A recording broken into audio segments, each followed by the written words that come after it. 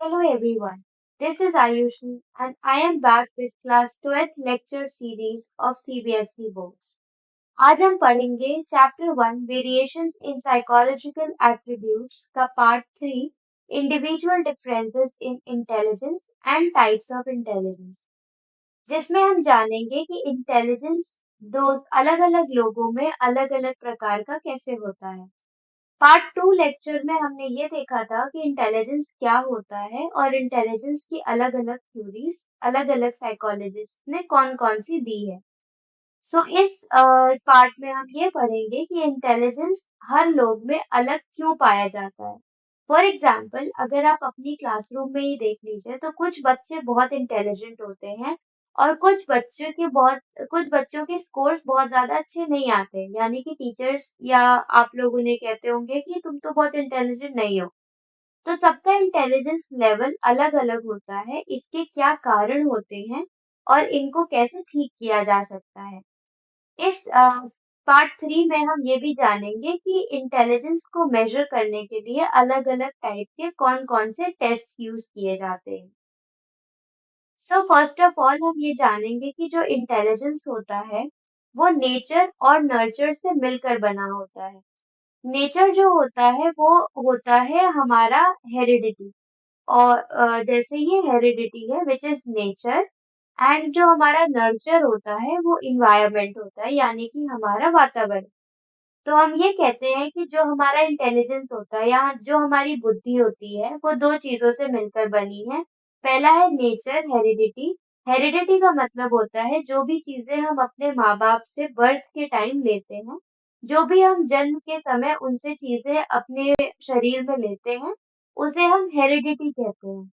तो हेरिडिटी से जो भी चीजें हम लेते हैं वो हमारे इंटेलिजेंस लेवल को कैसे प्रभावित करती हैं, ये होता है नेचर। और दूसरी चीज होती है हमारा वातावरण, या हम जैसे जैसे बड़े होते हैं, लोगों से बातचीत करते हैं, अपने आसपास के लोगों से मिलते जुलते हैं, तो वो चीजें हमारे इंटेलिजेंस को कैसे अफेक्ट करती हैं, इसका मतलब होता है नर्चर।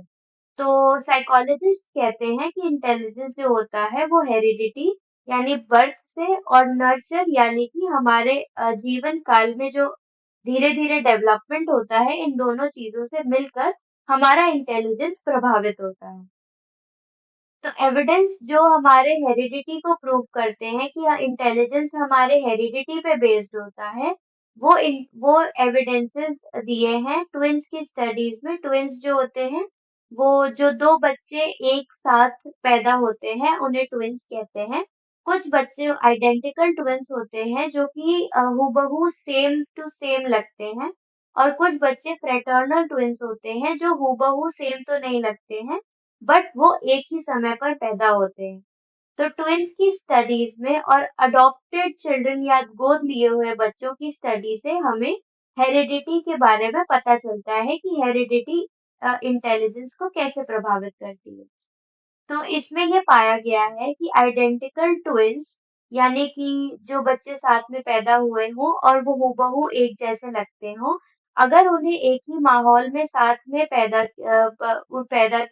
किया गया, उन्हें पाला-पोसा गया, तो उनके बीच का इंटेलिजेंस 0.90 कोरिलेशन होता है। नेक्स्ट हमें ये पता चलता है कि आइडेंटिकल ट्विन्स अगर अलग-अलग माहौल में बड़े किए गए हों, तो उनका कोरिलेशन 0.72 होता है। नेक्स्ट हमें ये पता चलता है कि फ्रेटर्नल ट्विन्स यानी कि जो एक साथ पैदा हुए बच्चे लेकिन जो हूबहू एक जैसे नहीं लगते हैं, अगर उन्हें एक ही माहौल में पाला पोसा गया हो, तो उनका इंटेलिजेंस 0.60 होता है। नेक्स्ट हम ये जानते हैं कि भाई-बहनों को जब एक ही माहौल में बड़ा किया जाता है, तो उनका कोरिलेशन 0.50 होता है। और लास्ट ये होता है कि जब जो सिबलिंग्स यानी कि हमारे जो कज़िन्स होते हैं, उनको जब अलग-अलग माहौल में बड़ा किया जाता है, तो उनका इंटेलिजेंस होता है 0.50। तो इन ये जो सारे स्कोर्स हैं, इससे हमें ये पता चलता है कि जैसे-जैसे बच्चे जो हेरिडिटी जैसे जो ट्विन्स होते हैं, उनमें एक ही माँ-बाप के हेरिडिटरी जीन्स एक ही साथ पाए जाते हैं, तो उनका कोरिलेशन ज़्यादा है। और जबकि जो हमारे कज़िन्स होते हैं जिनके माँ-बाप अलग होते हैं और वो अलग माहौल में पले-बड़े होते हैं, उनका स्कोर होता है कम। तो इस स्कोर से हमें ये पता चलता है कि जो हेरिडिटी होती है यानी कि जन्म से जो हमारे अंदर जीन्स आते हैं हमारे माँ-बाप के, वो हमारे इंटेलिजेंस को ज़रूर अफ़ेक्ट करती है। नेक्स्ट अडॉप्टेड चिल्ड्रन से हमें ये पता चलता है कि जो बच्चे अडॉप्ट किए गए हैं, उनका जो इंटेलिजेंस लेवल होता है, वो उनके असली माँ-बाप से ज़्यादा मिलता है, ना कि उनके गोद लिए हुए माँ-बाप से। दूसरा हमें ये पता चलता है कि जो नर्चर यानी कि हमारा वातावरण हमारे इंटेलिजेंस को कैसे प्रभावित करता है, इसके एविडेंस भी पाए गए हैं। इसमें ये पता चलता है कि जैसे-जैसे बच्चे बड़े होते रहते हैं, उनका जो इंटेलिजेंस लेवल होता है, वो उनके अडॉप्टिव पेरेंट्स जैसा हो जाता है, ना कि उनके सगे माँ-बाप जैसा। तो इससे हमें ये पता चलता है कि अडॉप्टिव पेरेंट्स जैसे बच्चों को अपने माहौल में बड़ा करते हैं, तो वो माहौल बच्चे अपनाते हैं और उनका इंटेलिजेंस अडॉप्टिव पेरेंट्स के जैसा हो जाता है, क्योंकि वो उन्हें देखकर सीखते हैं। नेक्स्ट हमें ये पता चलता है कि जो गरीब घरों के बच्चे होते हैं, उनको जब एक अमीर खानदान का घर गोद लेता है, यानी कि हायर सोशियो इकोनॉमिक स्टेटस की फैमिली जब उन्हें गोद लेती है, तो उनके इंटेलिजेंस बढ़ते हैं। और ये भी पाया गया है कि जब हमें अच्छा वातावरण या अच्छा एनवायरनमेंट नहीं मिलता है, तो हमारा इंटेलिजेंस कम होता है। जबकि अगर हमें अच्छा खाना यानी रिच न्यूट्रिशन, अच्छी फैमिली और अच्छी पढ़ाई-लिखाई मिले तो हमारा इंटेलिजेंस बढ़ता है। तो ये एविडेंस हमें ये बताते हैं कि हम जिस वातावरण में पलते हैं, जिस वातावरण में हम बड़े होते हैं, वो हमारे इंटेलिजेंस को प्रभावित करता है। नेक्स्ट हम ये जानेंगे कि इंटेलिजेंस को मेजर या असेस करने के लिए क्या-क्या चीजें की गई हैं।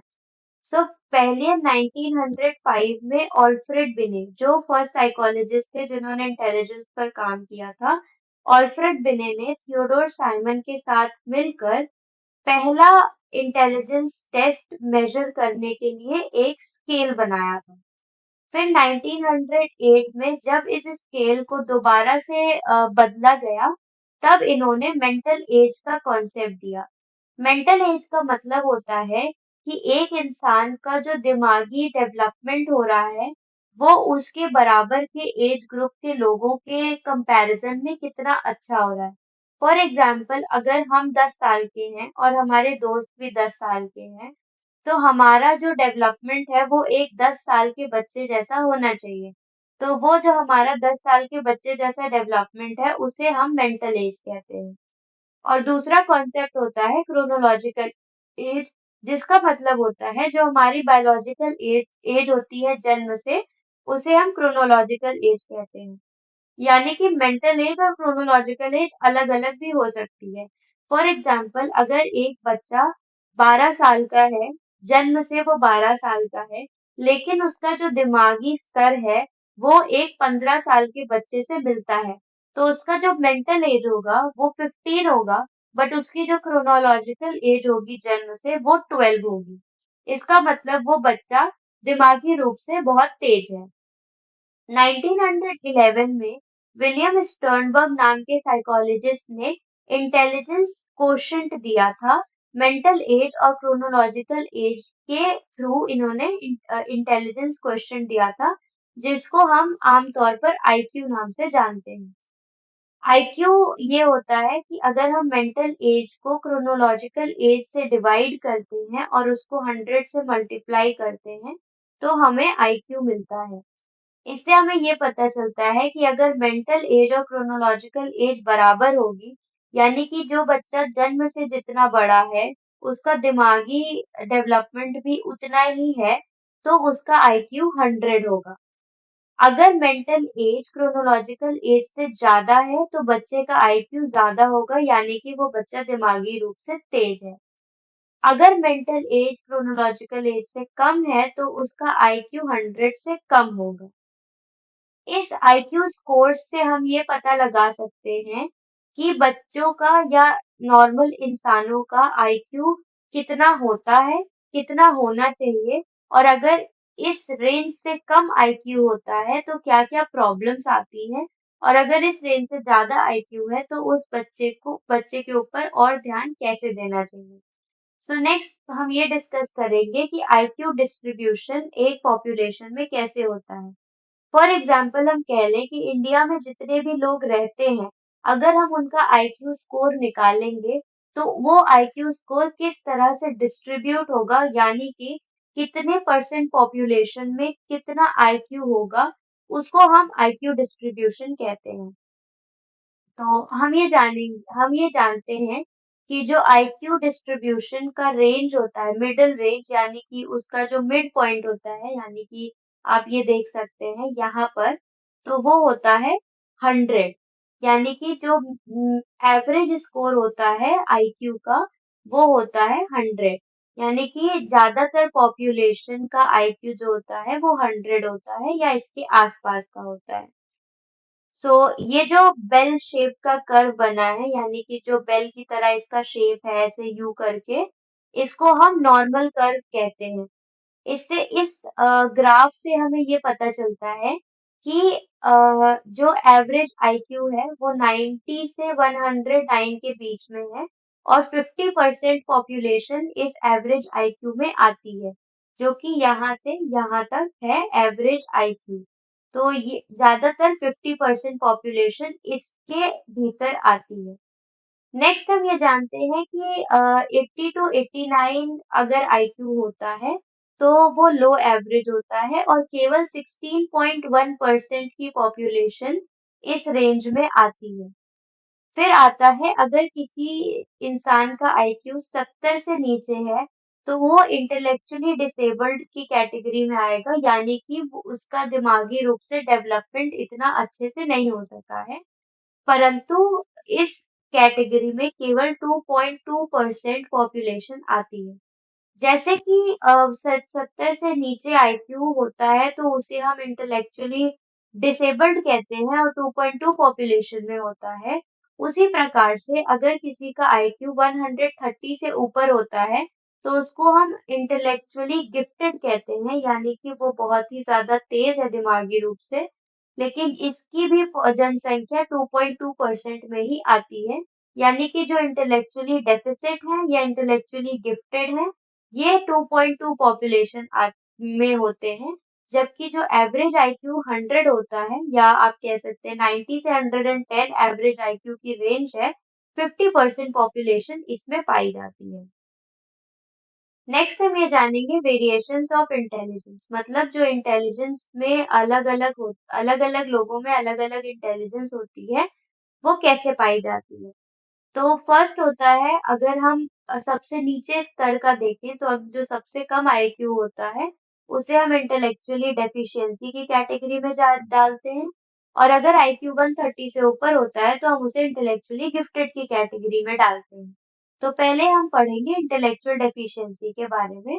तो जो बच्चे जिन्हें लर्निंग या सीखने में कोई भी चीज प्रॉब्लम होती है, उन्हें हम मेंटली रिटार्डेड कहते हैं। American association of mental deficiency ने मेंटली रिटार्डेशन का डेफिनेशन दिया है। जो डेफिनेशन ये है, वो कहते हैं कि mental retardation is a significantly sub average general intellectual functioning existing concurrently with deficits in adaptive behavior and manifested during the developmental stage। इस डेफिनेशन में तीन बहुत इंपॉर्टेंट फीचर्स हैं। First of all, mental retardation वो होता है जो significantly sub average हो, यानी कि आईक्यू रेंज 70 से नीचे हो। सेकंड होता है कि डेफिसिट्स इन अडेप्टिव बिहेवियर, यानी कि वातावरण के से हमें मिलने जुलने में या वातावरण से अडेप्ट करने में हमें प्रॉब्लम होती है, तो हम उसे मेंटली रिटार्डेड की कैटेगरी में डालते हैं। तीसरा फीचर ये होता है कि जो मेंटल रिटार्डेशन होता है वो डेवलपमेंटल स्टेज के टाइम हमें देखने को मिलता है, यानी कि 0 से लेकर 18 साल की उम्र तक हमें मेंटल रिटार्डेशन देखने को मिलता है। मेंटल रिटार्डेशन के कई लेवल्स होते हैं, यानी कि हमारा जैसे-जैसे आईक्यू कम होता जाता है, वैसे-वैसे मेंटल रिटार्डेशन का लेवल बढ़ता जाता है। तो पहला होता है माइल्ड रिटार्डेशन, इसका आईक्यू होता है 55 से 69 तक। तो माइल्ड रिटार्डेशन वाले जो लोग होते हैं उनमें जो डेवलपमेंट होता है वो धीरे होता है बाकी लोगों के कंपैरिजन में, पर वो आमतौर की जिंदगी में आसानी से जी सकते हैं अगर वो थोड़ी सी मेहनत करें तो। वो जॉब भी कर सकते हैं और वो अपनी फैमिली भी बसा सकते हैं। नेक्स्ट होता है मॉडरेट रिटार्डेशन, जिसमें आईक्यू रेंज होता है 50 से 54। जो मॉडरेट रिटार्डेशन वाले लोग होते हैं वो लैंग्वेज और मोटर स्किल्स यानी वो शब्द में और भाषा में बाकी लोगों के कंपैरिजन में इतने अच्छे नहीं होते हैं, और इन्हें थोड़ी सुपरविजन की जरूरत होती है यानी देख रेख की जरूरत होती है ताकि ये अपनी जिंदगी आसानी से जी सके। नेक्स्ट आता है सीवियर रिटार्डेशन, यानी कि 25 से 49 के बीच के आईक्यू वाले लोग। ये जो लोग होते हैं ये अपनी लाइफ मैनेज करने में सक्षम नहीं होते हैं और इन्हें हमेशा किसी की देख रेख चाहिए होती है पूरी जिंदगी। उसके बाद आता है प्रोफाउंड रिटार्डेशन, यानी कि आईक्यू जो 25 से नीचे होता है। ये लोग भी अपनी जिंदगी खुद से मैनेज नहीं कर सकते और इन्हें पूरी जिंदगी किसी की देख रेख की जरूरत होती है। इसके बाद हम पढ़ेंगे इंटेलेक्चुअली गिफ्टेड के बारे में, जो सेकंड कैटेगरी होती है वेरिएशंस की। तो जब लोगों का आईक्यू मोर देन 130 होता है तो उन्हें हम इंटेलेक्चुअली गिफ्टेड की कैटेगरी में डालते हैं, क्योंकि उनकी उनकी जो क्षमता होती है वो बहुत ज्यादा होती है और वो दिमागी रूप से बहुत तेज होते हैं। लुइस टर्मन नाम के साइकोलॉजिस्ट ने 1925 में 1500 बच्चों पर स्टडी किया था जो कि इंटेलेक्चुअली गिफ्टेड थे, और उन्होंने कुछ टर्म्स या कॉन्सेप्ट्स बताए थे, और उन्होंने ये भी बताया था कि जो गिफ्टेड बच्चे होते हैं उनमें क्या-क्या चीजें पाई जाती हैं। तो जो गिफ्टेडनेस होती है वो होती है जनरल एबिलिटी, मतलब जो कॉमन एबिलिटी होती है, यानी कि जो बच्चा गिफ्टेड होता है उसके अंदर हर प्रकार से दिमागी रूप से वो तेज होता है। जनरल रूप से वो दिमाग से तेज होता है। नेक्स्ट एक कॉन्सेप्ट आता है टैलेंट का। टैलेंट जो होता है वो थोड़ा छोटा कॉन्सेप्ट है जो एक पर्टिकुलर फील्ड में दिमागी रूप से तेज चीजें दर्शाता है। फॉर एग्जांपल, अगर एक म्यूजिशियन है, वो बहुत अच्छा गाता है तो उसको हम टैलेंट कहेंगे ना कि गिफ्टेडनेस कहेंगे, क्योंकि वो एक पर्टिकुलर फील्ड यानी कि म्यूजिक में बहुत तेज है, जनरल स्किल्स में नहीं। जो हाईली टैलेंटेड लोग होते हैं उन्हें हम प्रोडिजीज भी कहते हैं। अगर हम शिक्षकों के नजरिए से देखें तो जो गिफ्टेड बच्चे होते हैं उनमें तीन चीजें पाई जाती हैं। हाई एबिलिटी यानी कि उनकी क्षमता ज्यादा होती है, हाई क्रिएटिविटी यानी कि वो नई चीजें अच्छे से सोच पाते हैं, और हाई कमिटमेंट यानी कि वो अपने गोल की तरफ आकर्षित रहते हैं। जो दूसरे तरीके होते हैं गिफ्टेड बच्चों को जानने की या समझने की, वो होते हैं टीचर्स जजमेंट, यानी कि जो शिक्षक स्कूल में देखते हैं बच्चों के बारे में जजमेंट देते हैं, उससे हमको पता चलता है कि ये बच्चा गिफ्टेड है या नहीं है। स्कूल अचीवमेंट रिकॉर्ड्स, यानी कि जो बच्चा स्कूल में बहुत अच्छा करता है उससे हमें पता चलता है कि वो गिफ्टेड है। पेरेंट्स इंटरव्यू से भी हमें ये पता चलता है कि बच्चे गिफ्टेड हैं या नहीं। और लास्ट में पीयर या सेल्फ रेटिंग्स, यानी कि हमारे जो दोस्त होते हैं या हम खुद के बारे में कोई स्केल पे टेस्ट करते हैं तो भी हमें पता चलता है कि हम गिफ्टेड हैं या नहीं।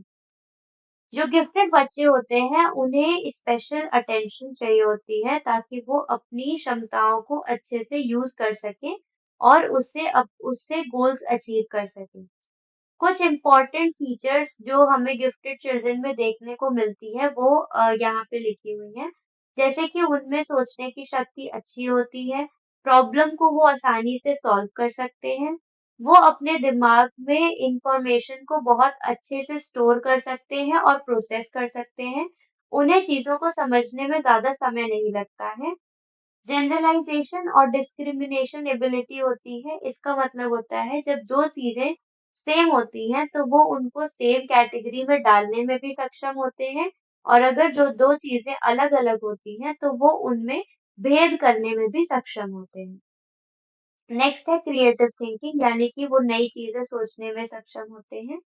उनके अंदर इंट्रिंसिक मोटिवेशन होता है, यानी कि वो खुद से ही प्रेरित करते हैं खुद को कोई भी काम करने के लिए।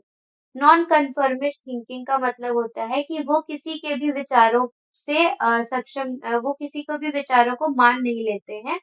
वो पहले अपने विचार लगाते हैं, वो सोचते हैं कि ये चीज़ सही है या गलत है, उसके बाद ही वो कोई चीज़ मानते हैं। लास्ट होता है सॉलिटरी एकेडमिक एक्टिविटीज को वो प्रेफरेंस देते हैं, यानी कि उनको अपने कामों से ही मतलब होता है और वो एकेडमिक स्कोर्स लाने के लिए हमेशा उत्तेजित रहते हैं।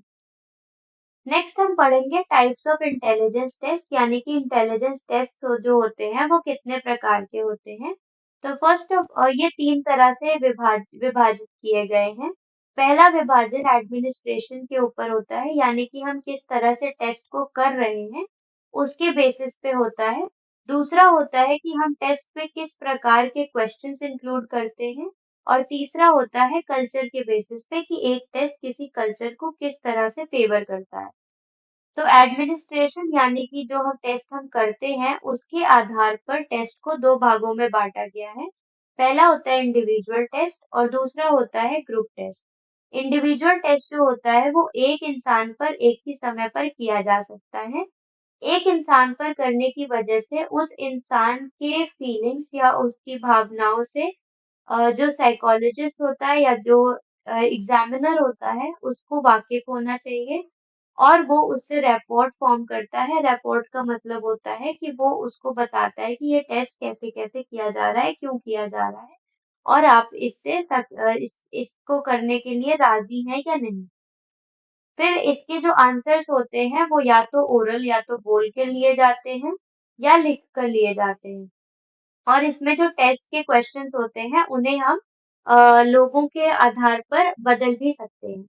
जो ग्रुप टेस्ट होते हैं वो कई लोगों पर एक साथ किए जा सकते हैं। जो एग्जामिनर होता है वो हर एक रिस्पोंडेंट की भावनाओं को जानता नहीं है, क्योंकि वो बहुत सारे लोगों पर टेस्ट कर रहा होता है, इसीलिए हर एक की भावनाओं को वो समझ नहीं पाता है। इसके जो आंसर्स होते हैं वो ज़्यादातर मल्टीपल चॉइस फॉर्मेट में होते हैं, यानी कि आपको 4 ऑप्शन दिए जाते हैं, उसमें से आपको एक सही ऑप्शन चूज़ करना होता है। नेक्स्ट जो क्राइटेरिया होता है टेस्ट को विभाजित करने का वो होता है नेचर ऑफ आइटम्स यूज़, मतलब हम किस प्रकार के क्वेश्चंस टेस्ट में यूज़ कर रहे होते हैं। इसके बेसिस पर 3 तरह से बाँटा गया है टेस्ट को। पहला है वर्बल टेस्ट, जिसमें हम बोलकर या लिखकर अपने आंसर्स को बोलते हैं या लिखते हैं, रिकॉर्ड करते हैं। ये टेस्ट केवल पढ़े-लिखे लोगों के ऊपर ही किया जा सकता है, क्योंकि उन्हें लिखना आता है और सही तरीके से बोलना आता है। दूसरा होता है नॉन वर्बल टेस्ट। ये जो टेस्ट होता है ये पिक्चर्स यूज़ करता है टेस्ट कंडक्ट करने के लिए, इसीलिए इसको जो पढ़े-लिखे लोग नहीं होते हैं उनके ऊपर भी किया जा सकता है।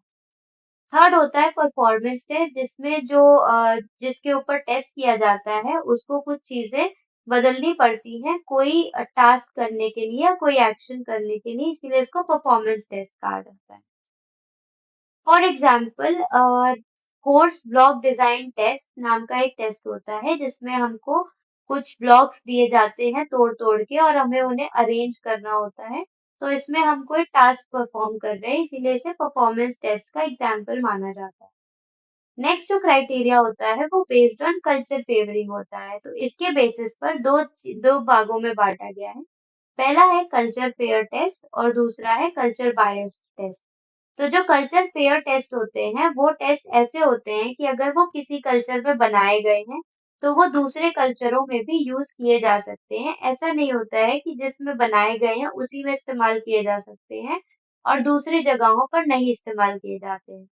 जबकि जो कल्चरल बायस टेस्ट होते हैं वो ऐसे वो टेस्ट होते हैं कि अगर उन्हें एक जगह बना दिया गया है या एक पर्टिकुलर लोगों के लिए बनाया गया है तो वो दूसरी जगह पर या दूसरे लोगों के ऊपर नहीं किए जा सकते। फॉर एग्जाम्पल अगर इंग्लैंड में एक टेस्ट बनाया गया है अमीर लोगों के लिए, तो वो टेस्ट अगर हम इंडिया में करना चाहें तो वो हम नहीं कर सकते, क्योंकि वो जो टेस्ट है उसके रिजल्ट केवल इंग्लैंड में ही सही आएंगे। नेक्स्ट हम पढ़ेंगे सम मिसयूजेस ऑफ इंटेलिजेंस टेस्ट के बारे में। जो इंटेलिजेंस टेस्ट होते हैं वो कई चीजें और कई नई नई जानकारियां प्रदान करते हैं, परंतु कई बार इस टेस्ट के को गलत तरीके से यूज किया जाता है, जिसकी वजह से बहुत प्रॉब्लम्स क्रिएट हो सकती हैं। तो पहला होता है कि अगर किसी इंटेलिजेंस टेस्ट पे अगर कोई इंसान अच्छा परफॉर्म नहीं करता है, तो वो स्टिग्मा अटैच हो जाता है, यानी कि वो इंसान सोचता है कि मैंने इस इंटेलिजेंस टेस्ट पर अच्छा परफॉर्म नहीं किया है, तो मेरा दिमाग अच्छा नहीं है, जबकि ऐसी कोई चीज़ नहीं होती। ज़रूरी नहीं है कि अगर आपका इंटेलिजेंस टेस्ट पे कम स्कोर आए, तो आप दिमागी रूप से ठीक नहीं हो या आपका दिमाग कम काम करता है या आप ज़िंदगी में सक्सेसफुल नहीं हो सकते। ये चीज़ें पॉसिबल नहीं होती हैं केवल एक इंटेलिजेंस टेस्ट के आधार पर। तो आपको कई और चीज़ें ध्यान में रखनी पड़ेंगी। इसीलिए केवल एक इंटेलिजेंस टेस्ट के पुअर परफॉर्मेंस की वजह से जो सेल्फ रिस्पेक्ट को हार्म होती है, वो इसका एक मिसयूज़ होता है। नेक्स्ट होता है कि discriminating practices from parents, teachers and elders.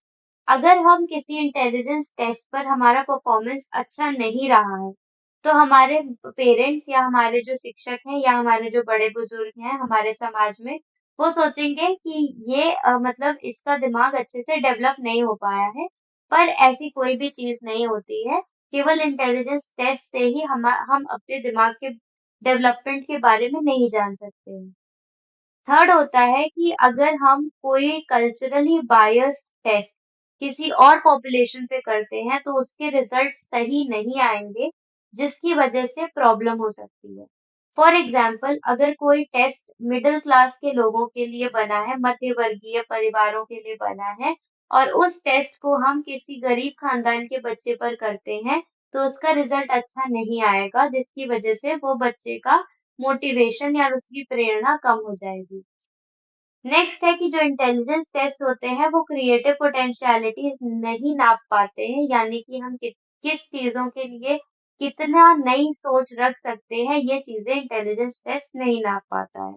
तो ये कुछ मिसयूजेस होते हैं जिसको हमें ध्यान में रखना चाहिए कोई भी इंटेलिजेंस टेस्ट करने से पहले, ताकि उसका कोई भी प्रभाव गलत ना पड़े। लास्ट हम डिस्कस करेंगे इंटेलिजेंस टेस्टिंग इन इंडिया। तो इंडिया में इंटेलिजेंस टेस्टिंग कैसे शुरू हुई और अब वो किस प्रकार से की जाती है? तो 1930s में एसएम ओसी नाम के साइकोलॉजिस्ट ने पहली बार एक इंटेलिजेंस टेस्ट हिंदी में बनाया था, जो भारत में इस्तेमाल किया गया था। फिर सीएच राइस ने ऑल्फ्रेड बिने का जो इंटेलिजेंस टेस्ट है, उसे उर्दू और पंजाबी में ट्रांसलेट किया था ताकि वो इंडिया में यूज हो सके। नेक्स्ट है कि इंडियन इंडियन रिसर्चर्स ने कई बार जो वेस्टर्न टेस्ट हैं, यानी कि जो बाहर के देशों में टेस्ट हैं, उसको इंडिया के नॉर्म्स के बेसिस पे चेंज करके इंडिया में यूज करने की कोशिश की है। लॉन्ग एंड मेहता नाम के दो साइकोलॉजिस्ट हैं, जिन्होंने एक हैंडबुक तैयार की है जिसमें 103 इंटेलिजेंस टेस्ट अलग-अलग भाषाओं में दर्शाए गए हैं। National Library of Educational and Psychological Test, जो कि National Council of Educational Research and Training में है, उन्होंने कई तरह के इंटेलिजेंस टेस्ट को लिखा है और उसे इंडिया में यूज किया है। भाटिया की जो बैटरी ऑफ परफॉर्मेंस टेस्ट है, वो इंडिया में काफी पॉपुलर है। तो ये हो गए टेस्टिंग इन इंडिया। अगर आपको इस चैप्टर के पार्ट 3 से कोई भी डाउट है, तो आप अपने क्वेश्चंस या क्वेरीज कमेंट सेक्शन में ड्रॉप कर सकते हैं। और ऐसे ही साइकोलॉजिकल एजुकेशनल वीडियोस के लिए गुरुकुल चैनल को सब्सक्राइब करना ना भूलें।